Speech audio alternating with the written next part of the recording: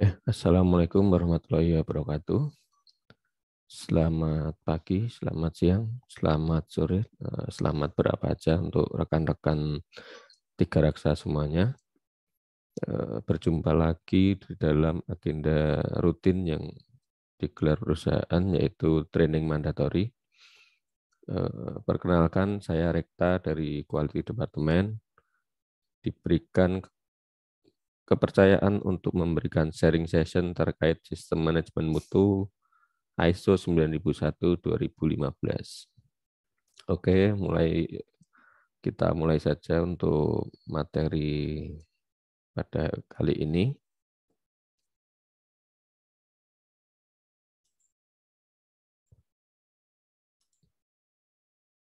Ya, dalam materi kali ini akan dibahas beberapa poin, yaitu terkait kebijakan perusahaan, sejarah mengenai ISO, manfaat penerapan ISO, dan kemudian yang poin terakhir kita masuk ke inti dari training kali ini, yaitu klausul-klausul yang ada di dalam ISO 9001. Yang pertama, sebelum kita mulai, perusahaan menerbitkan pijakan mutu dan keamanan pangan, yaitu menghasilkan produk bermutu, aman, dan layanan berkualitas, sesuai persyaratan pelanggan, serta mengikuti regulasi yang berlaku melalui integrasi proses dan penerapan sistem manajemen mutu dan keamanan pangan secara berkesinambungan. Perusahaan sendiri atau PT Tiga Raksa Satria Manufacturing Services Division sudah disertifikasi ISO 9001-2015 oleh PT SGS Indonesia, dan sertifikat saat ini berlaku selama 3 tahun, terhitung dari tanggal 22 Juli 2021 sampai 13 Juli 2024. Dengan lingkup atau skup yang disertifikasi, yaitu Co-Manufacturing of Dry Blending and Packing of Milk Powder and Powder Beverage in Consumer Pack and Grinding of Sugar in Bag. Jadi yang disertifikasi adalah untuk pembuatan susu bubuk, minuman serbuk, dan giling gula. Kemudian masuk ke sejarah ISO sendiri. Sebenarnya ISO sendiri adalah International Organization for Standardization yang berpusat di Swiss, dan dengan anggota saat ini mencapai 165 anggota atau negara yang menjadi member atau anggota di dalam ISO ini. Untuk Indonesia sendiri menjadi anggota dari ISO melalui lembaga negara, yaitu BSN, Badan Standarisasi Nasional. Kemudian terkait ISO 9001-2015 sendiri, ini sudah menggantikan edisi keempat yang sebelumnya, yaitu ISO 9001-2008. ISO yang edisi pertama itu terbit di 1987, kemudian direvisi di 1994, kemudian ada perubahan besar di tahun 2000, 91-2000, dan yang sebelum revisi 2015 ini yaitu di 2008. Jadi itu secara singkat mengenai ISO 91 ya teman-teman. Nah, tujuan training sendiri untuk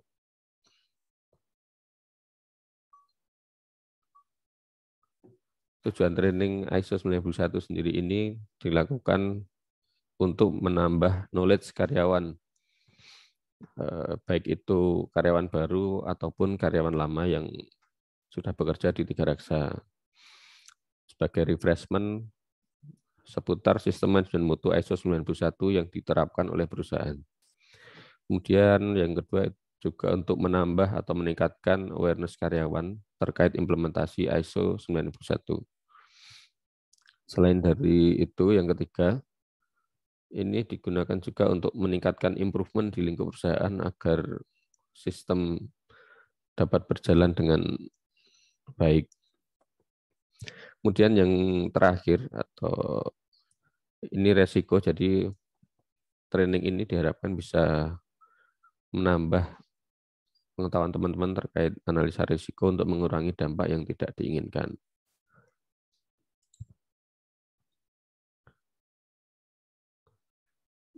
Manfaat penerapan ISO 9001 yaitu kenapa sih harus menerapkan ISO 9001 di perusahaan? Yang pertama, itu diharapkan perusahaan mampu untuk menyediakan produk sesuai persyaratan pelanggan dan peralatan yang berlaku secara konsisten. Jadi, selain persyaratan pelanggan atau prinsipal itu diharapkan kita juga perusahaan juga harus mampu memenuhi regulasi atau peraturan yang terkait. Kemudian yang kedua, mampu meningkatkan kepuasan pelanggan dan nilai jual perusahaan sebagai tempat maklon. Jadi dengan penerapan ISO diharapkan perusahaan bisa menarik minat para prinsipal untuk mempercayakan produksinya di Tiga Raksa. Kemudian yang ketiga, dengan penerapan ISO 91/2015 itu diharapkan dapat menangani resiko dan peluang pada operasional perusahaan. Jadi resiko-resiko yang negatif itu bisa dihindari atau dihilangkan. Kemudian peluang atau improvement yang ada bisa dilaksanakan dan ditingkatkan. Kemudian yang keempat itu secara keseluruhan diharapkan penerapan ISO ini meningkatkan kinerja perusahaan. Jadi continual improvement ya teman-teman.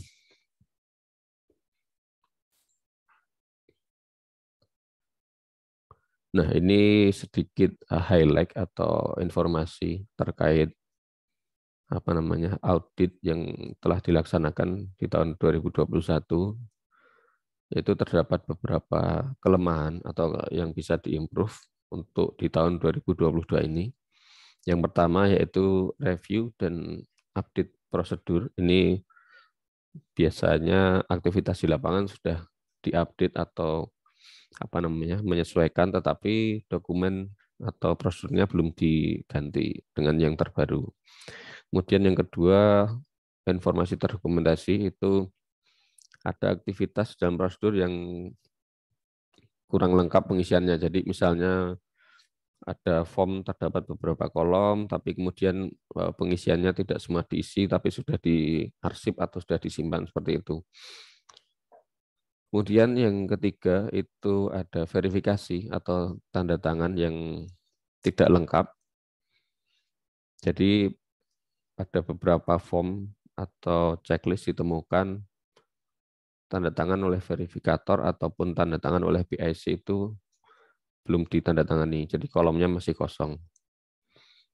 Kemudian yang keempat itu ada konsistensi pelaksanaan prosedur. Jadi di dalam prosedur sudah disebutkan misalnya 1 tahun sekali atau 1 tahun 2 kali, tetapi untuk eksekusi atau pelaksanaannya belum dilaksanakan sesuai prosedur. Jadi mundur atau pending dan sebagainya.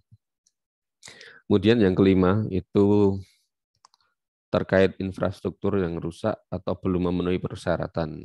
Misalnya plafon berlubang, lantai rusak, dan seperti itu. Jadi kalau rekan-rekan atau teman-teman mengetahui infrastruktur di area kerjanya ada yang rusak atau ada yang ini, bisa disampaikan ke penanggung jawab area terkait agar dilakukan follow up ke tim engineering atau tim ke HRGA untuk dilakukan perbaikan. Jadi nggak sampai menjadi temuan baik itu audit internal ataupun audit eksternal dari badan pemerintah atau yang lainnya. Kemudian sebelum memasuki materi yang utama, ada yang perlu saya sampaikan yaitu terkait dengan sistem manajemen mutu ini ya teman-teman. Jadi dalam sistem manajemen mutu itu ada 3 poin yang saling berkaitan, yaitu ada prosedur, ada record, ada review. Jadi ketika ada sebuah prosedur, maka itu harus dijalankan dan dituliskan dalam sebuah form atau record sebagai bukti pelaksanaan dari prosedur tersebut. Kemudian dari form atau record tersebut kita lakukan review apakah memang berjalan sesuai dengan apa yang diharapkan atau perlunya ada perbaikan pada prosedur yang sudah ditetapkan sebelumnya. Kalau memang dari form atau record tersebut hasil reviewnya diperoleh bahwa itu harus dilakukan perbaikan atau penyesuaian, maka kita lakukan revisi prosedur, kembali lagi ke poin yang saya sebutkan pertama tadi. Jadi tiga hal ini memang saling berkaitan dan akan terus berhubungan ketika kita melaksanakan atau menerapkan sistem manajemen mutu ya teman-teman. Prosedur, record, kemudian review. Tiga itu akan saling berkaitan.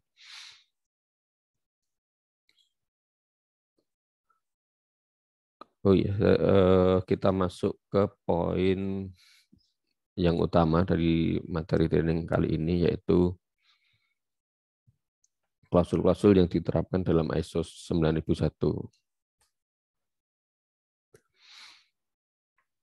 Di sini penerapan sistem manajemen mutu ISO 9001/2015 terdapat 7 prinsip ya teman-teman. Jadi yang pertama fokus terhadap pelanggan, yang kedua kepemimpinan, yang ketiga keterlibatan orang, atau yang keempat pendekatan proses, kemudian yang kelima perbaikan berkelanjutan, yang keenam pengambilan keputusan berdasarkan bukti. Jadi evidence base ya teman-teman. Jadi harus ada bukti ketika mengambil keputusan. Nggak bisa hanya kira-kira. Kemudian yang ketujuh relationship management, ini hubungan internal ataupun ke eksternal. Jadi seperti dalam diagram di sebelah kanannya ini, namanya siklusnya siklus PDCA ya teman-teman. Plan, do, check, action. Jadi diingat-ingat poin ini. Jadi plan, do, check, action. Jangan sampai plan, do, cancel again ya. Jadi sudah direncanakan, harus dilaksanakan, kemudian dimonitor dan dievaluasi apakah perlu ada perbaikan dari sistem yang berjalan, kemudian dilakukan action untuk perbaikan tersebut. Yang pertama dari siklus PDCA ini, yang di dalam kotak ini adalah internal perusahaan, kemudian yang di sebelah kiri ada input, itu berasal dari organisasi dan konteksnya. Ini contohnya isu internal maupun isu eksternal. Kemudian ada persyaratan pelanggan, itu juga kita pertimbangkan sebagai input dalam menerapkan sistem manajemen mutu. Kemudian selain dari dua itu ada lagi, yaitu kebutuhan dan harapan dari pihak-pihak yang terkait. Itu nanti masuk di klausul 4 juga. Itu masuk sebagai input di sini, tiga ini. Kemudian mulai dari klausul 5 itu leadership dari kepemimpinan dari manajemen. Kemudian klausul 6 itu ada planning, perencanaan terkait sistem manajemen mutu, persyaratan proses-proses dan require pelanggan, itu masuk ke klausul 6. Pelaksanaan ada di klausul 7 dan klausul 8. Klausul 7 ada sumber daya yang dibutuhkan, baik itu orang, sumber daya alam, ataupun infrastruktur, dan lain-lain. Kemudian ada operasional, itu di poin 8. Kemudian di poin 9 ada check performance evaluation, jadi dimonitoring apa aja yang kriteria-kriteria yang tadi sudah ditetapkan di poin 6, itu kemudian dievaluasi di poin 9. Kemudian di poin 10 kita ada improvement dari hasil evaluasi atau monitoring tersebut, apakah ada yang bisa diimprove sebagai tindakan perbaikan atau continual improvement penerapan sistem ISO 9001/2015. Jadi poin plan to check action ini akan terus bergulir. Setelah dilakukan improvement, dia akan dicek ulang perencanaan improvementnya akan seperti apa, kemudian dilakukan, dimonitoring, diimprove lagi. Jadi semakin ke sini akan semakin baik ya teman-teman untuk sistem manajemen mutunya, diharapkan seperti itu. Outputnya dari sistem manajemen mutu ini adalah kepuasan pelanggan. Itu jelas ya, karena tujuan kita adalah maklon, apalagi kita maklon memenuhi permintaan produk dari prinsipal. Kepuasan pelanggan itu yang nomor satu. Kemudian outputnya yang jelas. Yang kedua kita adalah produk and services. Nah, kita outputnya berupa produk ya teman-teman. Jadi produk finish good seperti itu. Kemudian ini klausul-klausul yang ada di dalam ISO 91 itu ada 10 klausul. Namun yang ditetapkan atau diterapkan itu mulai dari klausul 4 sampai 10, jadi ada 7 klausul yang harus diterapkan ketika kita implementasi untuk ISO 9001/2015. Klausul 1 sampai 3 ini hanya kayak pendahuluan gitu. Jadi hanya sekedar informasi, ruang lingkup, referensi, dan istilah atau definisi seperti itu. Di klausul 4 ini ada konteks organisasi yang tadi saya sebutkan, ada isu internal, eksternal, pihak berkepentingan, ruang lingkup, dan sebagainya. Kemudian di poin 5 ada kepemimpinan, kebijakan mutu, dan tanggung jawab.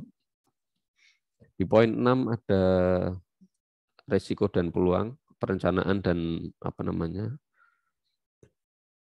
penerapannya. Kemudian ada sasaran mutu, dan ada juga perencanaan perubahan atau change control ya teman-teman. Di poin 7 itu ada support atau dukungan terkait sumber daya, kompetensi, awareness, komunikasi internal eksternal, dan juga informasi terdokumentasi sebagai bukti implementasi sistem. Kemudian poin 8 ada operasional, itu terkait perencanaan pengendalian, persyaratan produk, desain, pengembangan, jasa-jasa yang disediakan oleh pihak eksternal seperti itu. Kemudian releasement, dan ketika ada ketidaksesuaian seperti apa itu ada di poin 8, di klausul 8. Kemudian di klausul 9 itu ada evaluasi kinerja. Jadi monitoring, kemudian evaluasi bisa melalui audit internal, kemudian dilakukan manajemen review. Jadi selama 6 bulan berjalan itu seperti apa pelaksanaan sistemnya, itu dilakukan monitoring di klausul sesuai klausul 9 ini teman-teman. Dan di klausul 10 itu ada improvement, jadi ketidaksesuaian dan tindakan koreksi. Jadi ketika ketidaksesuaian terjadi, apa yang harus dilakukan, seperti apa yang diwajibkan, itu ada di klausul 10. Kemudian kalau ada improvement yang bisa dilakukan itu juga masuk ke klausul 10 ya teman-teman. Oke, jadi seperti itu. Kita masuk ke klausul 1, tapi sebelumnya ya ini kita masuk ke klausul 1. Itu berisi ruang lingkup, jadi hanya berisi ruang lingkup sistem ini bisa diterapkan di mana aja sih, seperti itu. Jadi kalau ISO 91/2015 itu bisa diterapkan untuk semua organisasi, baik besar, kecil, jasa, produk, seperti itu. Kemudian klausul 2 itu acuan normatif ISO 91. Di sini acuan normatif yang digunakan pada ISO 91/2015 yaitu ISO 9000/2015, itu fundamental and vocabulary.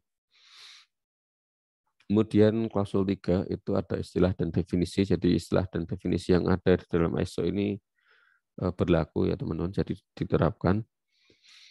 Kemudian klausul 4, nah ini kita udah mulai masuk ke klausul yang harus diterapkan ketika implementasi ISO 9001/2015. Jadi klausul 4 ini organisasi dan konteksnya, yaitu terkait isu-isu internal dan eksternal. Jadi isu dan internal dan eksternal apa saja yang akan berpengaruh terhadap perusahaan maupun sasaran mutu atau tujuan perusahaan, seperti itu. Yang pertama, isu internal itu berisi nilai-nilai perusahaan. Yang kedua berisi knowledge atau pengetahuan seputar karyawan dan perusahaan. Kemudian yang ketiga budaya. Yang keempat kinerja organisasi. Dan kemudian isu eksternal itu ada hukum. Yang kedua ada teknologi. Yang ketiga ada kompetitif. yang keempat ada pasar, yang kelima ada budaya juga, kemudian yang keenam ada sosial dan ekonomi, yaitu sosial dan ekonomi itu bisa internasional, nasional maupun regional atau lokal. Kalau kita ya lokal DIY gitu, seperti itu. Jadi dari apa namanya, kita harus mengidentifikasi isu-isu isu-isu apa aja yang akan berpengaruh ke perusahaan dan operasionalnya. Itu harus di assess atau dinilai isu apa aja. Nah, ini untuk contohnya ada isu eksternal. Kita masuk ke isu eksternal. Yang pertama itu hukum. Jadi kita harus mengakses apa aja sisi positif dan negatif dari isu eksternal. Contohnya di sini hukum, perusahaan sudah mempunyai izin, SIUP, tanda daftar perusahaan maupun NPWP, kemudian produknya sudah terregister di BPOM, karena ini wajib ya, karena produknya diedarkan di Indonesia. Jadi untuk produk-produk atau finished good itu wajib memiliki izin edar BPOM, dan kalau sekarang tambah dengan wajib memiliki sertifikat halal produk dari BPJPH untuk penyelenggara halal. Kemudian sisi negatifnya, ini mungkin ada produk yang belum terregister BPOM, karena mungkin produk baru atau mungkin produk trial dan seperti itu. Kemudian dari sisi teknologi itu ada isu terkait penggunaan teknologi yang terbaru. Kemudian sisi negatifnya tentu ada mesin-mesin atau proses yang itu belum di-upgrade ke teknologi yang terbaru. Kemudian dari sisi kompetitif kita bisa katakan dari sisi aspek teknologinya dia sudah terbaru tadi. Kemudian aspek distribusinya mungkin lebih luas jangkauannya, itu sebagai sisi positif dari tingkat kompetitif. Kemudian sisi negatifnya mungkin karena tadi sudah ada teknologi terbaru, kemudian ada distribusi yang luas, mungkin harga belum bisa kompetitif seperti itu. Kemudian dari isu eksternal pasar itu kita bisa katakan contohnya itu sebagai leader market share, jadi unggul di dalam pemasarannya karena tadi ya untuk distribusi luas di seluruh Indonesia. Kemudian sisi negatifnya mungkin terdapat beberapa produk yang masih di bawah kompetitor gitu ya secara pemasarannya. Kemudian untuk budaya konsumsi produk tinggi, itu sisi positif. Misalnya budaya konsumsi produk minuman serbuk itu tinggi, sedangkan untuk budaya konsumsi produk untuk susu itu rendah, seperti itu masuk ke sisi negatif seperti itu ya teman-teman. Kemudian sosial dan ekonomi itu sisi positifnya stabil untuk iklim sosial dan ekonomi, maksudnya tidak bergejolak, tidak ada perang dan sebagainya. Kemudian sisi positifnya pertumbuhan ekonomi positif meskipun beberapa tahun ini sedang dalam masa pandemi. Secara internasional juga sudah mulai pemberlakuan masyarakat ekonomi ASEAN ya MEA. Kemudian dari sisi negatifnya pertumbuhan ekonomi negatif itu mungkin secara lokal atau secara wilayah kecilnya seperti itu. Kemudian untuk isu internal itu contoh-contohnya. Contoh-contoh isu internal itu perusahaan sudah menetapkan nilai-nilai, yaitu untuk tiga raksa ini saya ambil contoh dari tiga raksa, itu sudah memiliki nilai-nilai organisasi yaitu independen, integrity, dan innovation atau inovasi. Sisi negatif dari nilai-nilainya apa sih? Yaitu mungkin belum semua karyawan atau dari teman-teman ada yang belum mengetahui terkait nilai-nilai organisasi ini. Kemudian nilai-nilai positif juga ada selain dari 3 yang saya sebutkan tadi, ada 5 core kompetensi sebagai kompetensi dasar yang harus dimiliki oleh para karyawan. Nah, negatifnya mungkin untuk ini belum semua karyawan menjalani asesmen karena baru beberapa aja. Yang kedua, misalnya contoh isu internal terkait pengetahuan, semua karyawan mendapatkan pelatihan mandatori seperti yang saat ini sedang berjalan. Sisi negatifnya mungkin terkait ke pendidikan, jadi beberapa posisi masih memerlukan pendidikan atau pelatihan tingkat lanjut ya untuk memenuhi kompetensi. Kemudian budaya disiplin bekerja sudah baik, misalnya berangkat tepat waktu, pulangnya juga sesuai jam, istirahatnya juga sesuai seperti itu.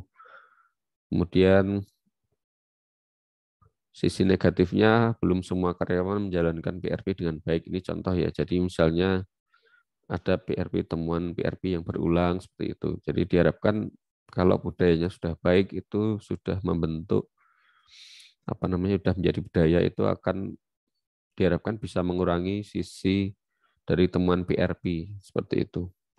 Karena semua sudah dijalankan sesuai standar yang ditetapkan. Kemudian dari isu internal yang keempat itu ada kinerja organisasi. Sisi positifnya sudah menetapkan sasaran mutu dan KPI. Jadi di perusahaan sudah ditetapkan ya teman-teman untuk targetnya seperti apa, terus monitoringnya melalui apa seperti itu. Kemudian sisi negatifnya dari apa yang sudah ditetapkan itu mungkin beberapa masih belum tercapai seperti itu.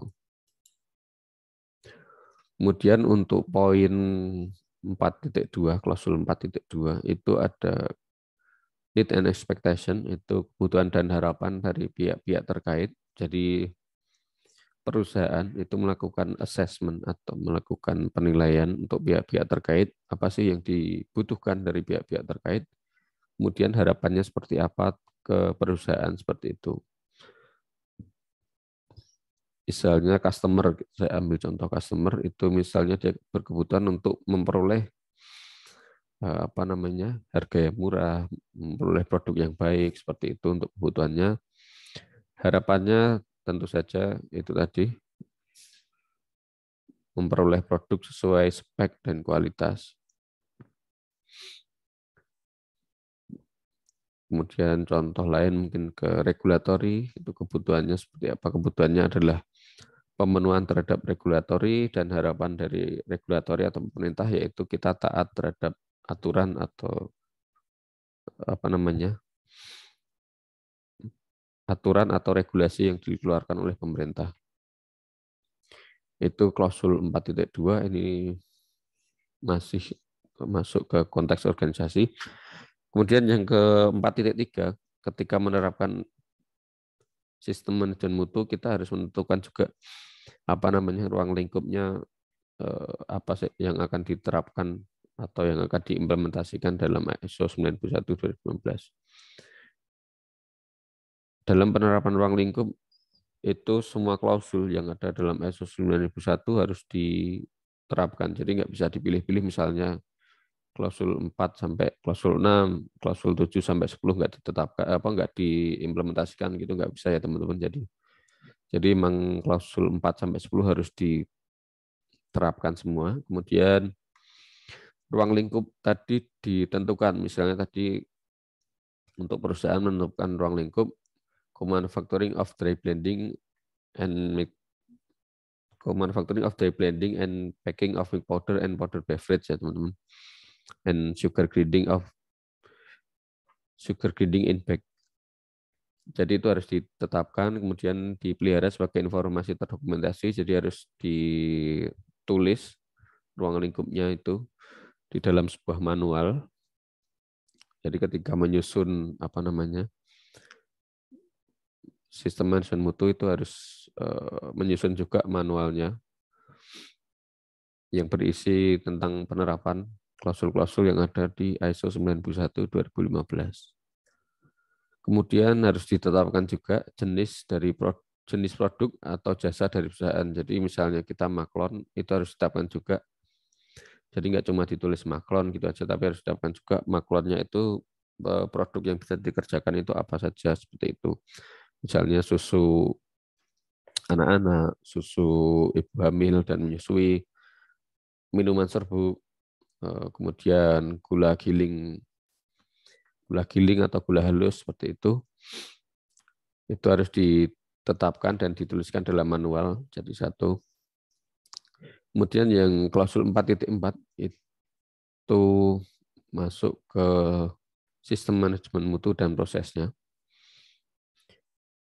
Itu harus ditetapkan, diimplementasikan, dipelihara, dan diperbaiki secara berkelanjutan. Jadi poin yang selalu disampaikan adalah continual improvement, karena itu menjadi salah satu poin penting dalam penerapan sistem manajemen mutu.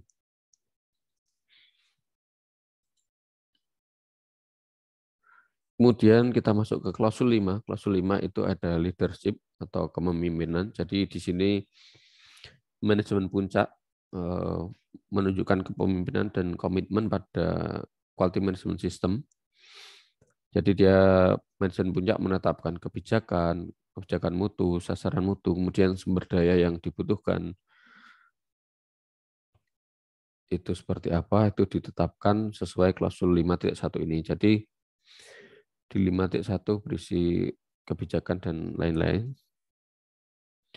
Kemudian untuk 5.2 ini kebijakan mutu yang tadi sudah saya bacakan di awal.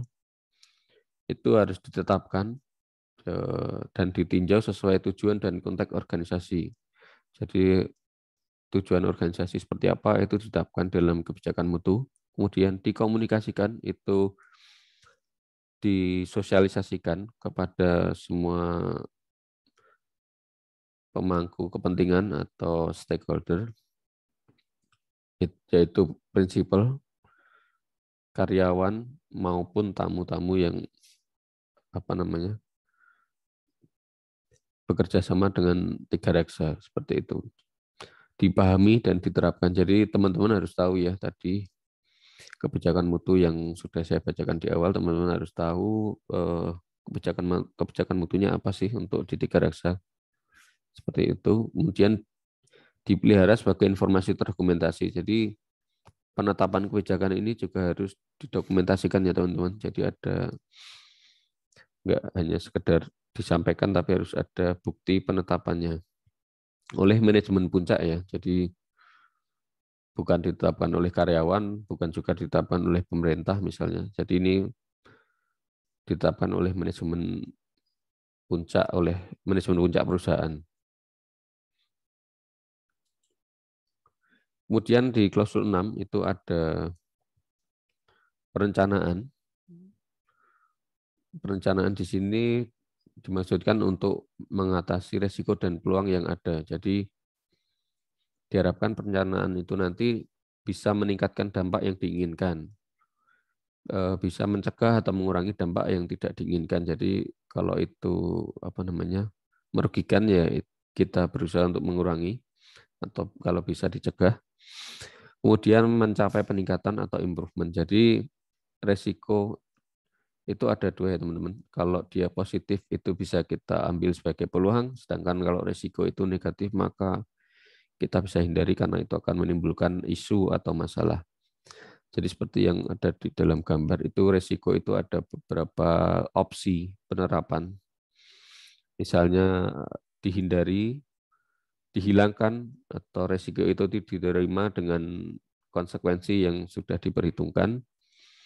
Kemudian dikurangi, kalau bisa resikonya dikurangi, kalau memang tidak bisa dihilangkan. Kemudian dihindari atau diabaikan, resikonya itu diabaikan. Jadi kalau memang resiko itu tidak akan berdampak signifikan, ya sudah, itu bisa diabaikan seperti itu. Terus penilaian resiko itu akan diterima, risiko itu akan dimodifikasi, itu seperti apa, itu bisa dilakukan melalui assessment.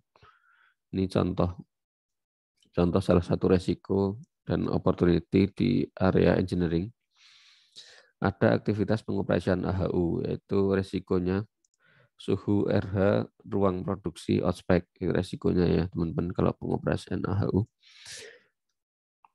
Penyebabnya apa? Karena mungkin error pada unit HU, misalnya kebocoran electrical ataupun ice blocking.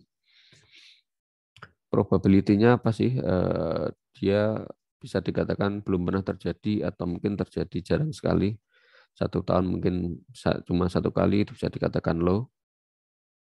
Kemudian konsekuensinya itu ketika AHU suhu RH ospek itu resikonya seperti apa? Kita nilai resikonya high, tinggi, karena ketika suhu dan RH ruang produksi ospek maka produksi tidak akan bisa dijalankan. Jadi itu masuk ke kategori risiko tinggi karena mempengaruhi operasional perusahaan. Kemudian dari perkalian probability dan konsekuensi tadi, itu LH diperoleh warna kuning. Kemudian dari resiko itu apa yang bisa dikendalikan sih? Yaitu pengoperasian HU, di mana itu di ruang kontrol HU, kapannya saat HU beroperasi, siapanya dilakukan oleh tim engineering, kemudian bagaimana itu dilakukannya melalui monitoring unit HU minimal 1 kali per shift. Jadi HU itu kita kontrol sehingga resiko yang tadi kita tetapkan itu bisa terkendali. Kemudian misalnya kita sudah menetapkan pengendalian ternyata kok ada kegagalan, maka tindakan koreksi atau pengendaliannya harus ditetapkan. Jadi kalau di sini ya mungkin koreksinya perbaikan kerusakan secara langsung. Kemudian tindakan pencegahannya tadi monitoring teratur dan melaksanakan preventive maintenance. Jadi selain monitoring teratur ada juga penjadwalan untuk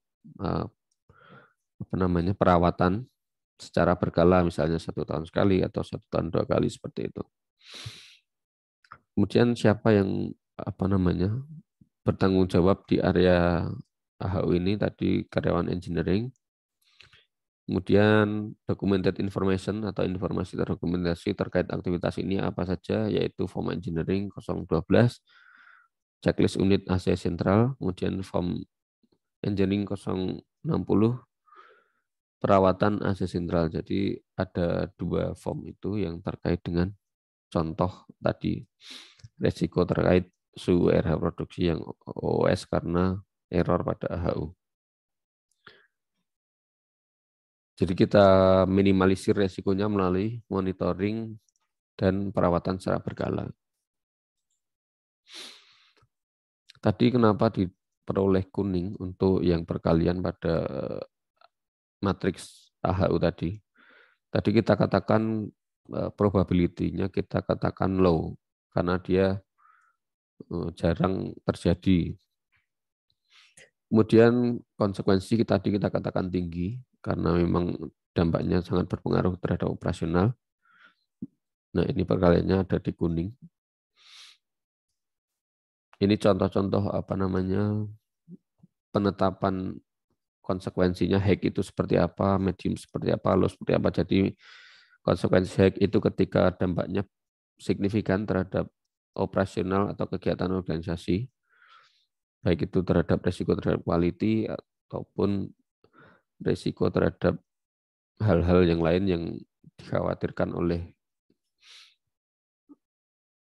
stakeholder.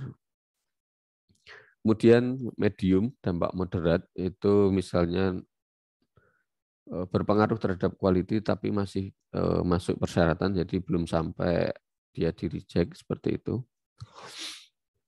Kemudian low itu tidak berpengaruh terhadap resiko quality produk atau jasa yang dihasilkan. Jadi resikonya bisa diabaikan seperti itu karena konsekuensinya rendah.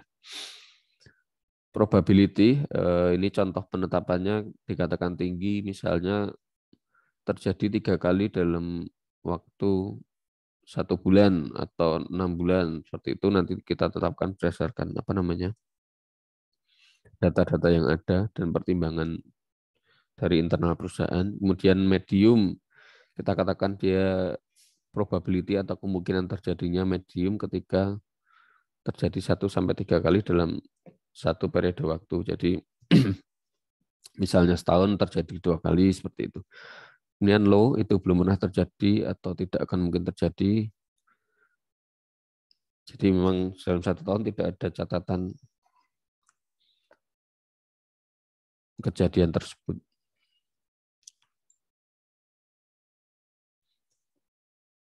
Kemudian untuk poin 6.2 itu ada sasaran mutu dan perencanaannya. Dalam penerapan sasaran mutu itu harus yang pertama konsisten dengan kebijakan mutu, yang kedua dapat diukur, yang ketiga sesuai persyaratan yang berlaku, ini baik persyaratan pelanggan maupun persyaratan dari pemerintah atau regulatori. Kemudian yang keempat, relevan dengan produk dan jasa. Jadi ketika menetapkan sasaran mutu juga harus memperhatikan produk atau jasa yang dihasilkan.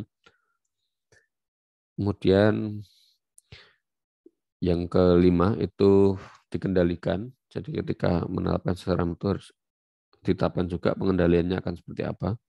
Kemudian dikomunikasikan, jadi sasaran mutu itu harus dikomunikasikan kepada pihak-pihak terkait internal, jadi bisa saling aware terhadap sasaran atau target mutu yang akan dicapai. Kemudian diupdate sesuai kondisi aktual, jadi misalnya berkala selama 1 tahun gitu, untuk tahun depan kita harus update sesuai capaian atau kondisi yang terbaru. Kemudian dari 8, ketika merencanakan sasaran mutu itu juga harus diperhitungkan mengenai sumber daya yang diperlukan. Jadi terhubung antara sasaran dan sumber daya yang diperlukan. Jadi nggak menetapkan sasaran yang tinggi, tetapi sumber daya yang diperlukannya dia menetapkannya rendah gitu, ya nggak masuk akal juga. Jadi harus make sense lah. Kemudian ini ada contoh sasaran mutu, yaitu menurunkan reject produk jadi 25% dari pencapaian tahun sebelumnya. Jadi misalnya katakanlah reject tahun sebelumnya 0,1%, kita turunkan jadi 0,025%. Jadi 0,075% ya berarti kalau diturunkan 25%. Kemudian dilakukan monitoring setiap bulan untuk pencapaiannya. Nah, ketika menetapkan sasaran mutu itu kita bisa menggunakan metode SMART, yaitu spesifik, jelas, targetnya seperti apa yang akan dicapai, measurable, tadi juga sudah disampaikan, terukur. Yang ketiga achievable, jadi menetapkan sasaran itu nggak usah terlalu tinggi tapi nggak bisa dicapai ya. Kemudian relevan, jadi berhubungan atau sesuai dengan apa yang kita kerjakan. Kemudian time frame, jadi ini yang paling jelas, paling diperlukan. Jadi ketika menetapkan sasaran itu ya harus ditetapkan juga batas waktu pengukurannya, misalnya katakanlah ditetapkan untuk dicapai selama 1 tahun sekian komplain, atau diterapkan selama 1 cycle produksi rendemen harus 99,9% seperti itu. Atau bisa ditetapkan juga dalam 1 bulan seperti itu contohnya. Kemudian dari 6.2 kita berlanjut ke 6.3, yaitu control of change atau change control kalau di kita. Jadi untuk perubahan terhadap quality management sistem harus dilakukan secara terencana dan sistematis serta terdokumentasi. Jadi ketika akan melakukan perubahan dari proses existing atau proses yang berjalan itu harus dituliskan perencanaannya seperti apa. Jadi misalnya dari A akan berubah ke B, nah itu akan ditetapkan dituliskan perencanaannya apa saja yang terpengaruh, kemudian apa yang harus dilakukan, kemudian PIC-nya siapa, kemudian deadline-nya kapan, atau itu harus dikerjakan sampai kapan. Itu ditulis dan didokumentasikan oleh pihak-pihak terkait.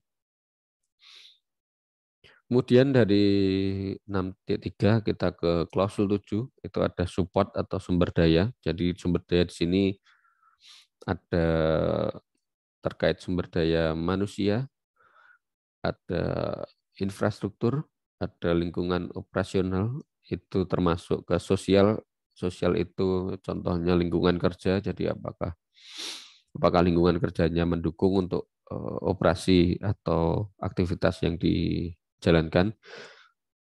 Kemudian psikologis ini apakah lingkungan kerjanya membuat karyawan atau PIC yang ada di area tersebut stres atau misalnya bisa bekerja dengan nyaman dan seperti itu bisa dilakukan assessment.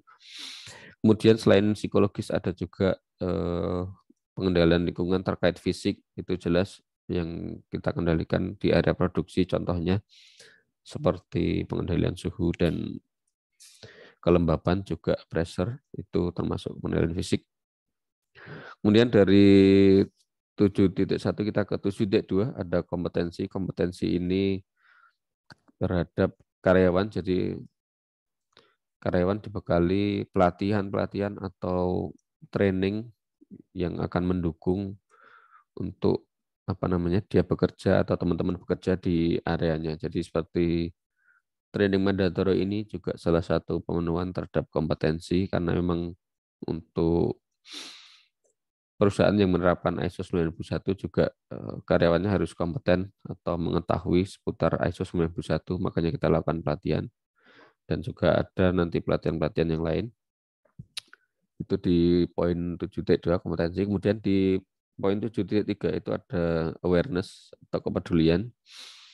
Ini termasuk awareness terhadap kebijakan mutu, sasaran mutu, dan kontribusinya. Jadi yang mendukung kesuksesan ISO 91 ini bukan hanya dari manajemen ya teman-teman. Jadi tapi dari teman-teman juga itu akan mendukung untuk kesuksesan atau keberhasilan dari penerapan ISO 91 2015 ini.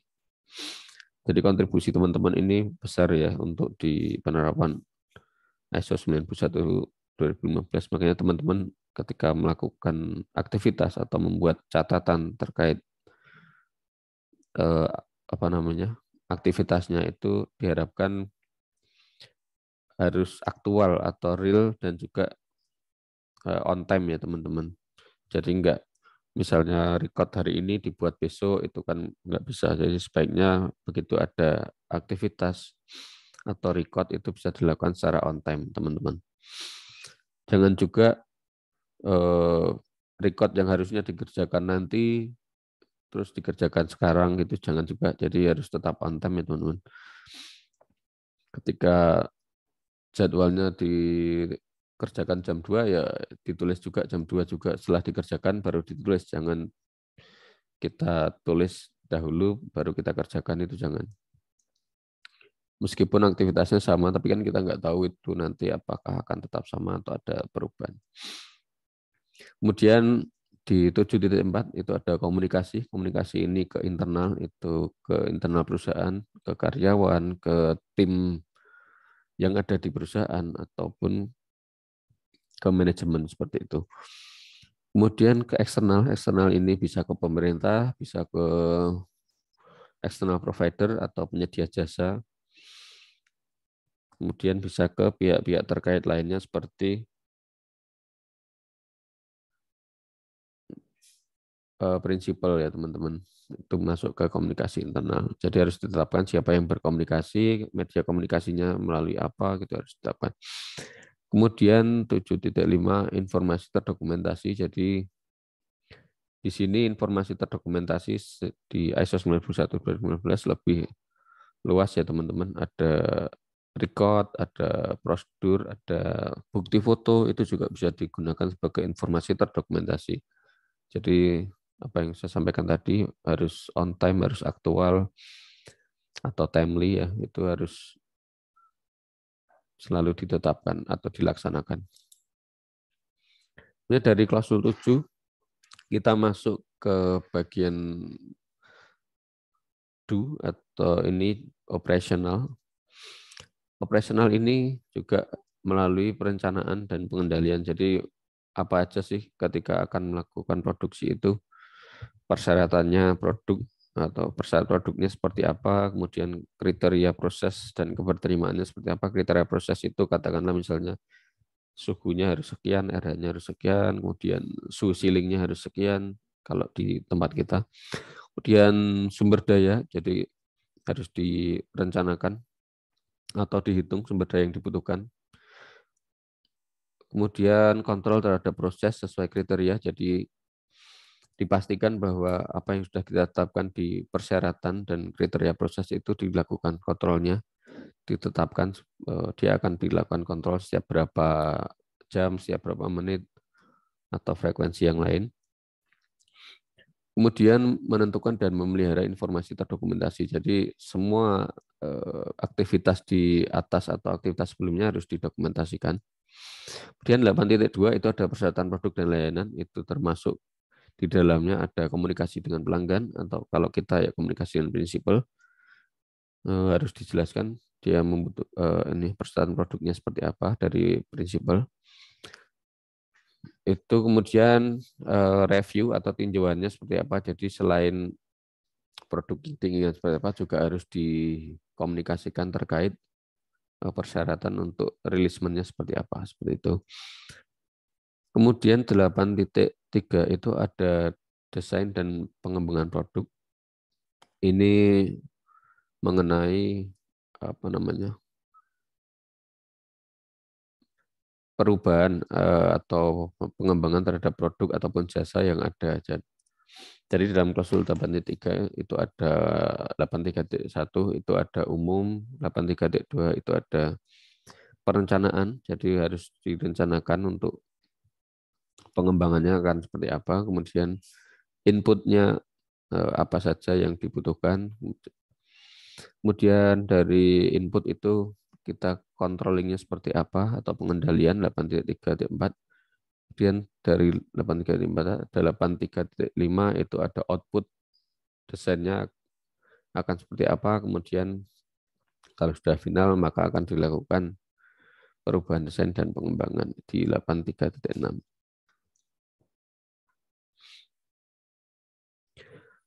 Kemudian selanjutnya itu ada 8.4.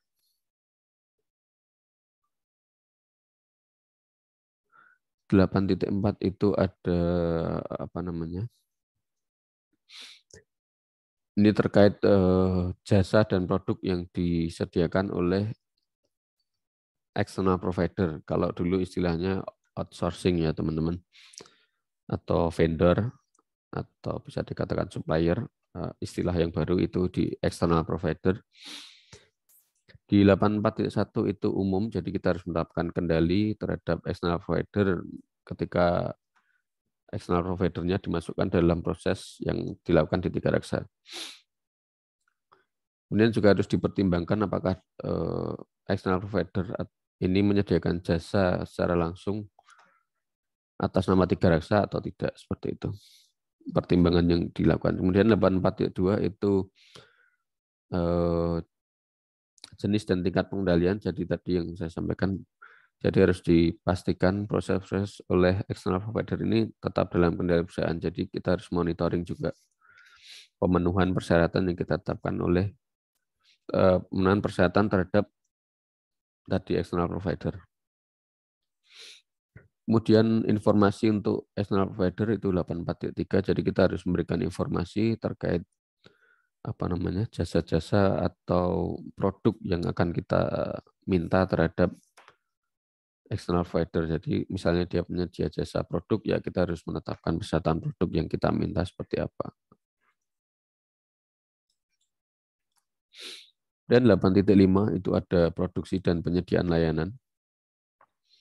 Ini terkait produksi, jadi harus ada informasi terkait produk, kemudian ada pemantauannya yang sesuai seperti apa, kemudian verifikasinya seperti apa, kemudian infrastruktur dan lingkungan yang sesuai untuk produk tersebut seperti apa. Kemudian ada penunjukan orang yang kompeten, jadi ada PIC yang memang menghandle atau menangani produk tersebut. Kemudian dilakukan validasi dan validasi ulang apabila ada perubahan atau sesuai jadwal yang telah ditetapkan.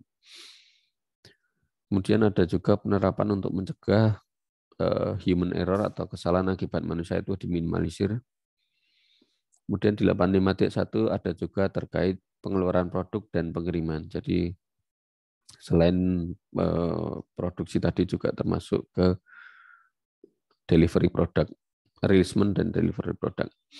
Di 85.2 itu ada identifikasi and traceability. Jadi ada identifikasi terhadap material, terhadap produk, kemudian status material atau produk itu seperti apa, kemudian identifikasi ini bisa melalui pengkodean dan penggunaan nomor batch dan lain sebagainya.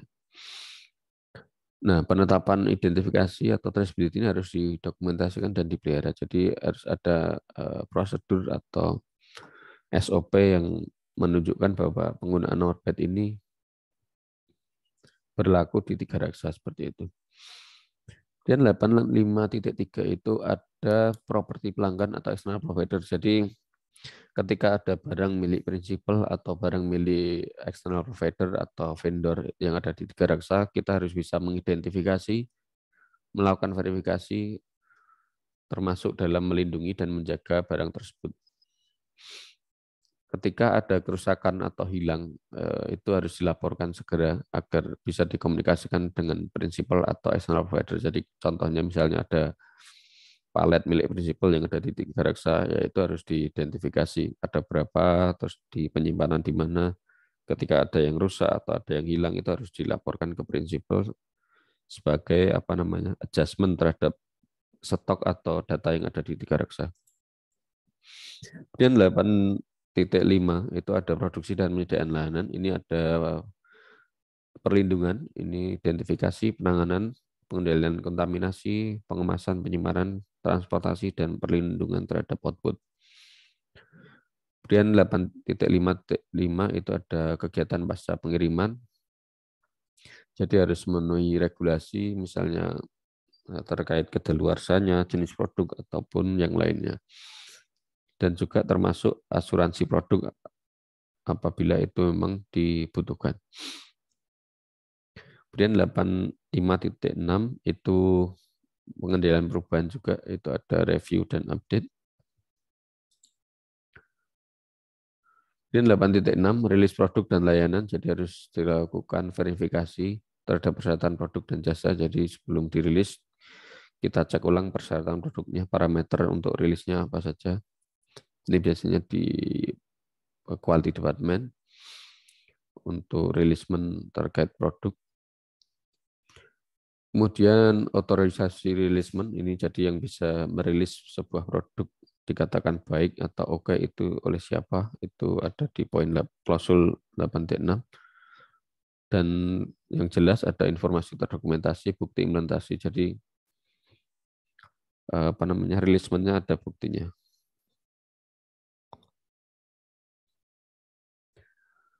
Kemudian 8.7 itu ada pengendalian ketidaksesuaian atau non-conformity. Jadi ketika ada ketidaksesuaian itu harus bisa diidentifikasi, bisa dikendalikan, baik untuk produk yang masih ada di perusahaan atau sudah dikirimkan. Jadi misalnya produk sudah dikirimkan ke prinsipal, tapi ternyata kita ketahui ada ketidaksesuaian terhadap produk tersebut, maka kita harus bisa menginformasikan ke prinsipal bahwasannya produk tersebut harus ditahan dan tidak boleh dijual seperti itu. Setelah kita identifikasi dan kita kendalikan, maka kita koreksi dan segregasi produk tersebut di area yang sudah ditentukan. Kemudian kita evaluasi apakah ketidaksesuaian tersebut bisa kita koreksi atau bisa kita tindak lanjut yang lainnya seperti apa, seperti itu.